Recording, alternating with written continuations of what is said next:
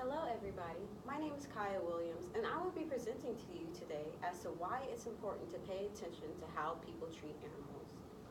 But before we get started with this presentation, I want you to meet Spark.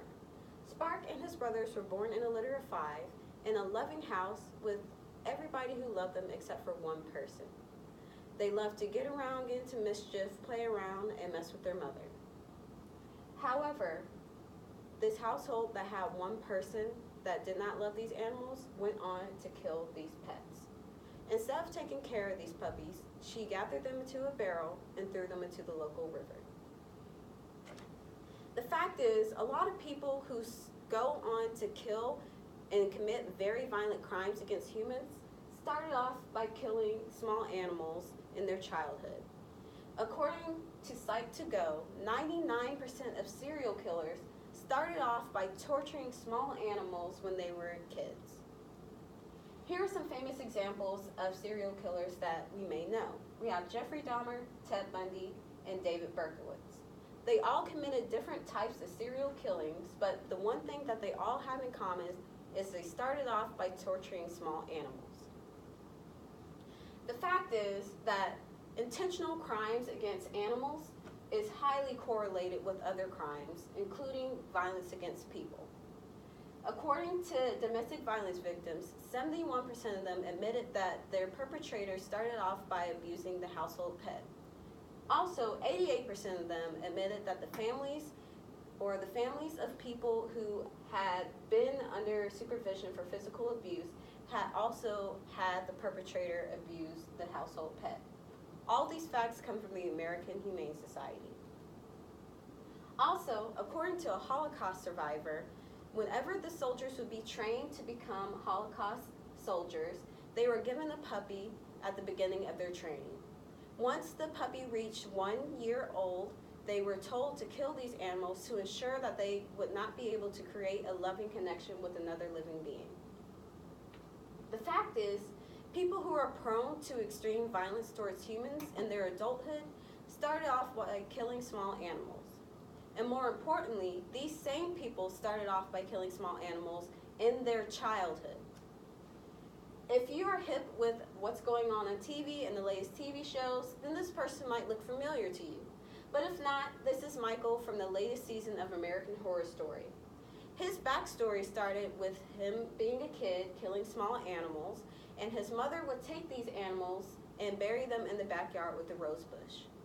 Eventually, the backyard became so full of rose bushes that 1, his mother hated roses, and 2, she couldn't fit any more bodies in the backyard. Michael went on to go on and try to disrupt and destroy the world. So you may be wondering, what can I do in order to ensure that this does not happen? Well, first of all, like they like to say in New York, if you see something, say something. Do not stand idly by and let an animal get tortured or abused. Secondly, if you suspect something, investigate it. That's right, you have to collect your receipts. Make sure that you have all the data that you need in order to report this person to your local authorities or your Humane Society. Thirdly, always, always, always call the Humane Society or your local authorities to ensure that this abuse does not continue occurring. They know the proper legal steps that they can take in order to ensure that these pets are taken out of these abusive/torturing households and put into a loving household with a loving family. And unfortunately, I do have to say this, if it is your child, be sure to seek professional help for them and evaluate your parenting style.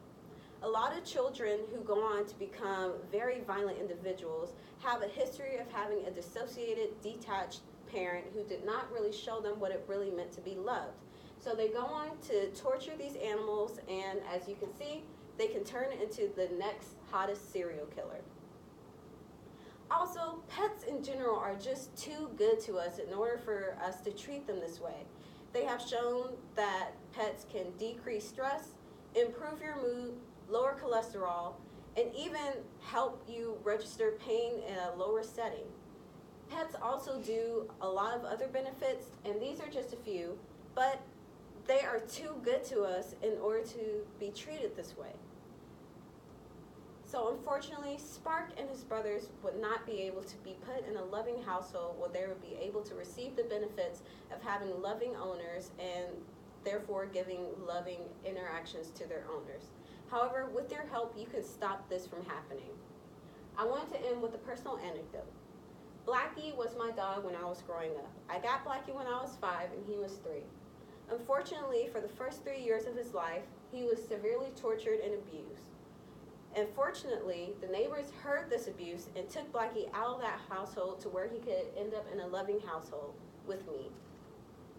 Blackie lived on to be 17 years old and loved us and was able to help me control my anxiety and decrease my depression. After Blackie passed away, I went on to get PJ. PJ was 5 weeks old and he was born in an overcrowded house and needed a good home. I knew that I would rather PJ be with me than to be put into a shelter where he could possibly be exposed to somebody who would torture him and, worst of all, kill him. So if you're wondering what you can do, be sure to report to your local authorities, collect the facts, and just be observant. Thank you.